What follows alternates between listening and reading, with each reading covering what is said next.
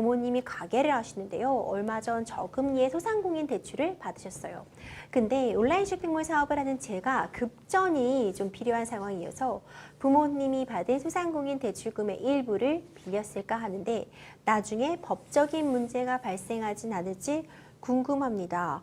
이런 사연 접수가 되었어요. 사실 코로나19 확산 후 지금 장기간 코로나19 이 상황이 지속이 되게 되면서 어려움 겪는 소상공인 분들이 정말 많으시죠. 그러다 보니 대출 받는 분들 늘어나셨죠. 네, 그 코로나19 확산이 되면서 특히 대면으로 손님을 맞아야 되는 소상공인들이 가장 직격탄을 맞으신 상황이었어요.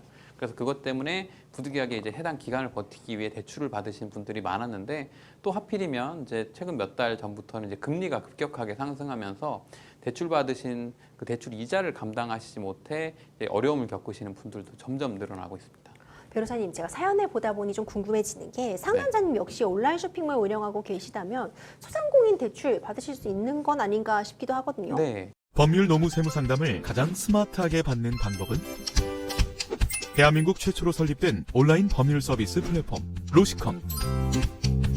법률 상담 로시컴에서 스마트하게 해결하세요. 그러니까요. 그러니까 온라인 쇼핑몰 뭐 이런 것이라고 하셨는데 구체적인 사업의 형태나 뭐 판매 품목 등에 따라서는 소상공인에 해당하신다면 소상공인으로 인정받으셔서 본인이 직접 대출 받으시는 게 가능할 것 같아요. 그런데 뭐 사연 올리신 거에 비춰보면 어떤 특수한 사정이 있으신 게 아닐까 추측해 볼 뿐입니다.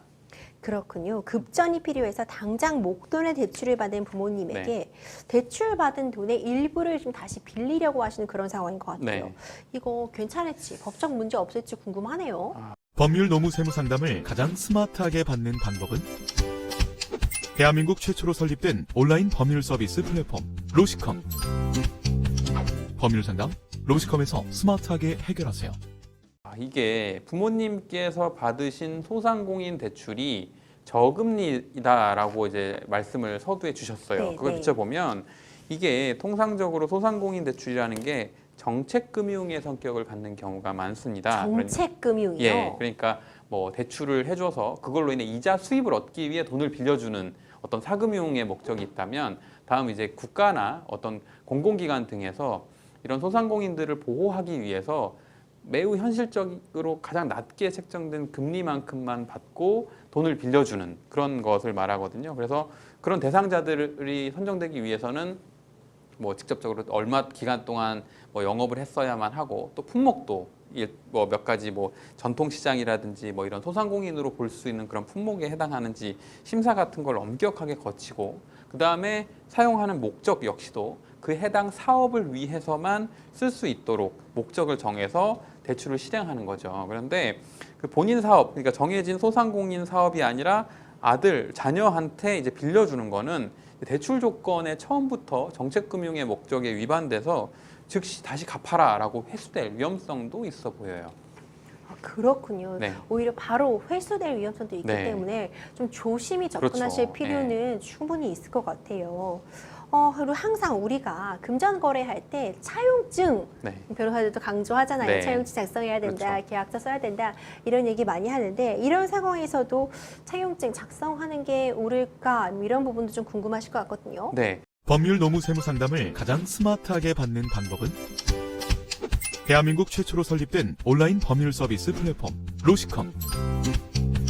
법률 상담 로시컴에서 스마트하게 해결하세요.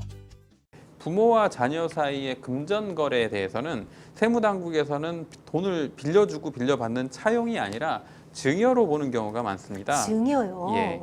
그리고 실제로도 자녀가 어렵다고 하면 부모님께서 돈을 내가 얼마 빌려줄 테니 해서 갚아라 하는 경우보다는 그래 이 돈으로 한번 너 사업을 잘 해봐라 라고 돌려받을 생각 없이 증여하는 경우가 훨씬 더 많기 때문이기도 합니다. 그래서 실제 해당 사안에서는 말씀드린 것처럼 정책금융 성격으로 대출 받으시는 가능성이 높고 그러면 그걸 원래 목적이 아닌 자녀분한테 빌려주는 것 자체를 아예 안 하시는 게 좋을 것 같은데 만약에 실행하신다면 그마저도 차용증을 반드시 작성해 두는 게 필요할 것 같습니다. 그렇군요. 사실 채무 변제가 좀 복잡해질 수 있기 때문에 좀 뭐든 확실히 해두는 게 필요할 것 같다 이런 생각이 들어요. 차용증에 좀 이런 내용 좀 자세하게 적어두는 게 도움이 좀 될까요? 법률 노무 세무 상담을 가장 스마트하게 받는 방법은 대한민국 최초로 설립된 온라인 법률 서비스 플랫폼 로시컴. 법률 상담 로시컴에서 스마트하게 해결하세요. 이 경우는 앞서 말씀드린 것처럼 이 대출금의 목적과 달리 사용한 거를 다른 사람이 이제 빌려가는 상황이 되기 때문에 즉시 상환 위험성, 만약에 이거 바로 갚아라 라고 하면 그 돈을 바로 변제해야만 하는 상황이 생길 거거든요. 그래서 이 부분에 대한 게 가장 중요할 것 같고, 만약에 이 변제 책임을 명확하게 하고 싶다면 그 차용증에다가 뭐 만약에 어떻게 될 경우 어떻게 한다라는 내용을 명확히 적어두는 게 중요할 것 같습니다. 변호사님, 만약 가족 중에서요, 누군가 대출 받은 돈에서 네. 사실 누군가 대출을 대신 받아주는 그런 경우 네. 상상해 볼 수 있잖아요. 또 일부를 다른 가족이 빌리는 경우, 네. 이럴 때 좀 여러 가지 문제가 발생할 수 있을 것 같다는 생각이 드는데 네. 어떤 점을 유의해야 할지 좀 네. 짚어주세요. 네. 법률 노무 세무 상담을 가장 스마트하게 받는 방법은 대한민국 최초로 설립된 온라인 법률 서비스 플랫폼 로시컴.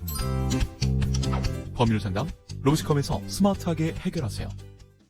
저 개인적으로는 지인들이 저한테 이런 사항을 물어보면 절대 하지 말아야 될 거래다라고 이제 조언을 드립니다. 맞는 말이네요. 네, 만약 그 이유가 이제 사연을 주신 자녀분 입장 말고요. 부모님의 입장에서 보시면 본인이 갖고 있던 여윳돈으로 다른 사람한테 빌려주는 경우는 언제까지 갚기로 했는데 그 기간이 넘어가면 이자 상당의 손실만 발생하는 거예요. 그런데 여기서는 지금 만약에 다른 사람한 본인이 빌린 돈을 다른 사람한테 빌려줬다가 문제가 생기면 그 기간 동안 이자만 문제가 아니라 원금 상당의 손실까지 본인 명의로 다 떠안아야 되는 위험성이 생기기 때문입니다.